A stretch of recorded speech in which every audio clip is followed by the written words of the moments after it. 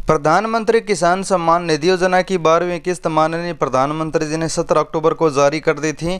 17 अक्टूबर को माननीय प्रधानमंत्री जी ने 16,000 करोड़ रुपए 8 करोड़ किसानों के बैंक खातों में डीबीटी के माध्यम से एक ही क्लिक में हस्तांतरित कर दिए थे।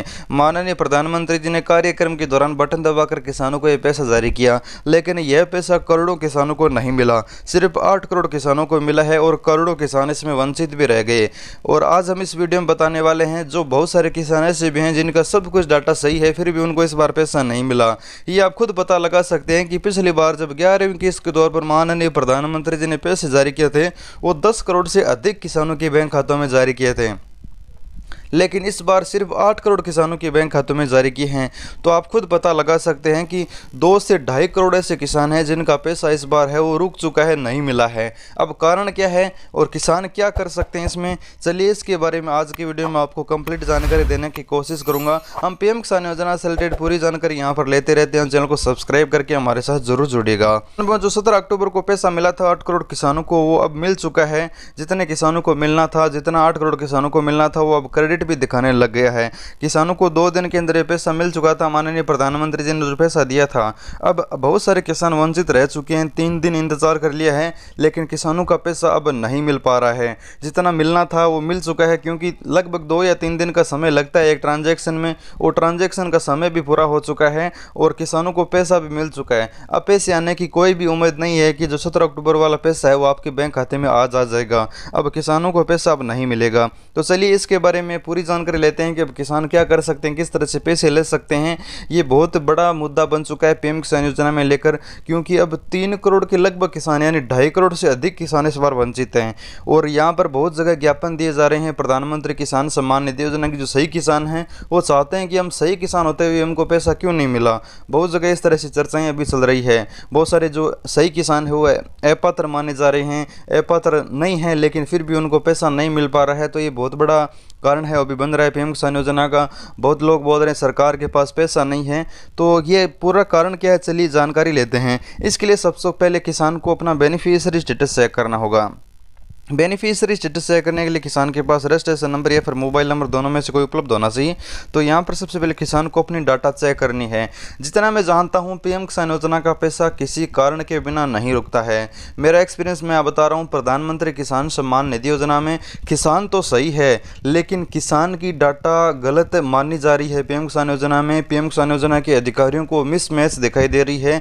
हो सकता है वो लैंड की ज़मीन के दस्तावेज हो, चाहे खुद की दस्तावेज हो, चाहे वो बैंक के दस्तावेज हो, कोई भी ऐसा दस्तावेज जो अगर मिसमैच कर रहा है, अगर पीएम किसान योजना में वो एक्सेप्ट नहीं किया जा रहा है तो वो किसान सरकार की नज़रों में अपात्र है।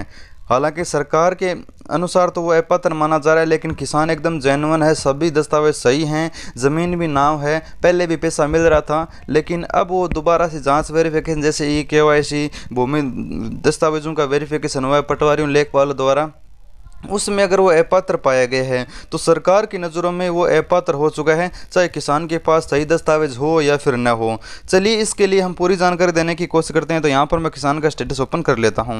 बेनिफिशियरी स्टेटस ओपन होने के बाद कुछ इस तरह से आपको दिखाई देगा। अब किसान भाइयों आपको कुछ बातें ध्यान रखनी है। अगर आप तो सही किसान हैं लेकिन सरकार की नज़रों में आपकी कोई डाटा मिसमैच हो रही है, वो मैच नहीं कर रही है, तो वो आपको देखना है। सबसे पहले आपकी एलिजिबिलिटी, अगर आपकी एलिजिबिलिटी यस है तो ठीक है।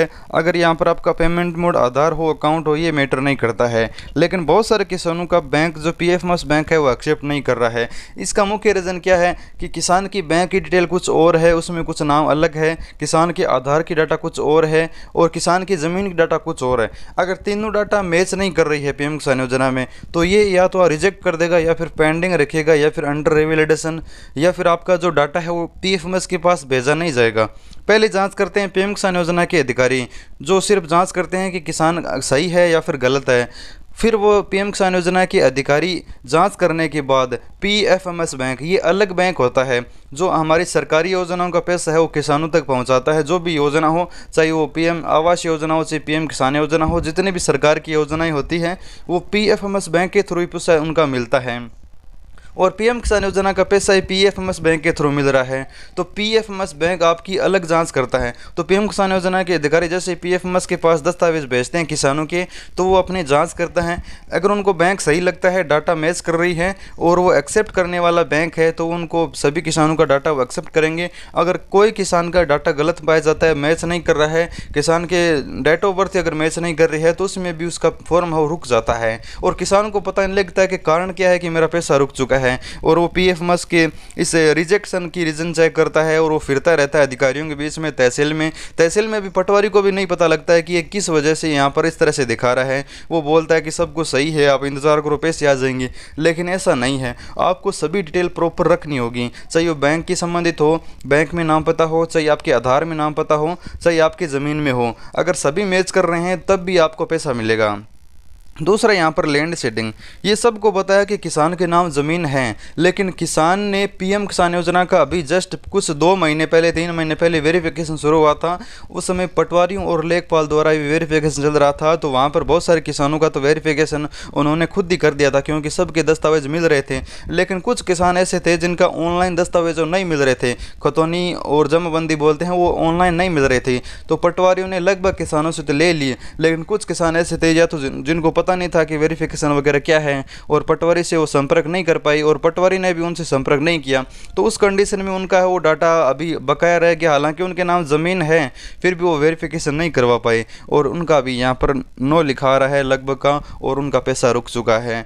और बहुत सारे ऐसे किसान भी हैं जिनका अभी वेरिफिकेशन चल रहा है, जैसा कि पहले वो सही किसान थे, पैसा भी मिल रहा था, लेकिन यहाँ पर जो नीचे की तरफ आओगे तो यहाँ पर उनका या तो वेटिंग फॉर अप्रूवल यानी राज्य की तरफ से जाँच चल रही है, या फिर RFT साइन बाय स्टेट यानी अब जांच पूरी हो चुकी है, जल्दी पैसा भी मिलने वाला हो सकता है। क्योंकि अगर कोई फॉर्म पीछे रह जाता है जांच में, तो उनको हो सकता है कि बाद में भी पैसा मिले। ऐसे भी बहुत सारे केस होते हैं। तो आप अपना स्टेटस ज़रूर चेक किए, जो भी आपको किस्त मिलने वाली है, अगर आपके सारा डाटा सही है और जो भी आपको किस्त मिलने वाली है वहाँ पर अगर आपका वेटिंग फॉर अप्रूवल लिखा है, तो आपका फॉर्म अभी राज्य के पास वेटिंग में है, कुछ समय लगेगा। अगर वेटिंग से हट चुका है, RFT दिखा रहे हैं, तो यहाँ पर RFT का मतलब होता है रिक्वेस्ट फंड ट्रांसफ़र, यानी फ़ंड के लिए अभी रिक्वेस्ट की गई है, कुछ दिन बाद में आपको जो बकाया पैसा वो मिल जाएगा। अभी बहुत सारे ऐसे किसान हैं जिनको इस बार पैसा नहीं मिला है, आप अकेले किसान नहीं हैं।